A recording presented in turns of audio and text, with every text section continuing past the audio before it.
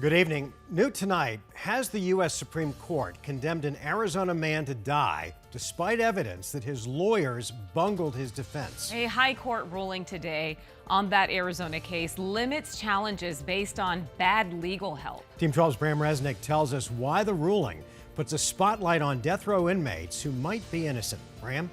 Yeah, Barry Lee Jones was sentenced to death for killing a 4-year-old girl. But just a few years ago, a judge tossed out the verdict and ordered a retrial because of a shoddy defense. Today's ruling means that retrial won't happen.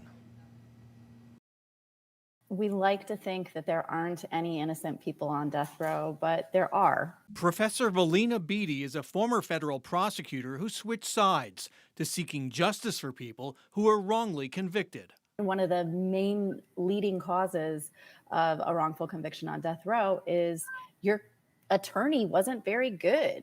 4 years ago, a federal judge ruled the lawyers for Arizona death row inmate Barry Lee Jones bungled his case. Jones' conviction for causing the death of a 4-year-old girl was overturned and a retrial ordered.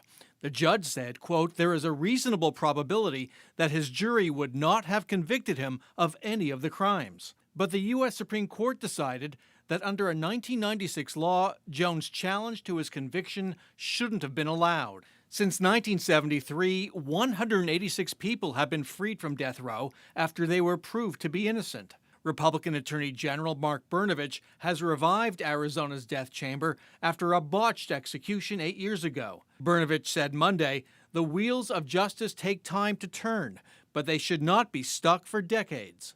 Frank Atwood is the next inmate scheduled to be put to death on June 8th. Atwood was convicted of kidnapping and killing 8-year-old Vicki Lynn Hoskinson of Tucson 37 years ago. This will be Arizona's second execution in 2 months. In Phoenix, Bram Resnick, 12 News. All right, Bram, thanks.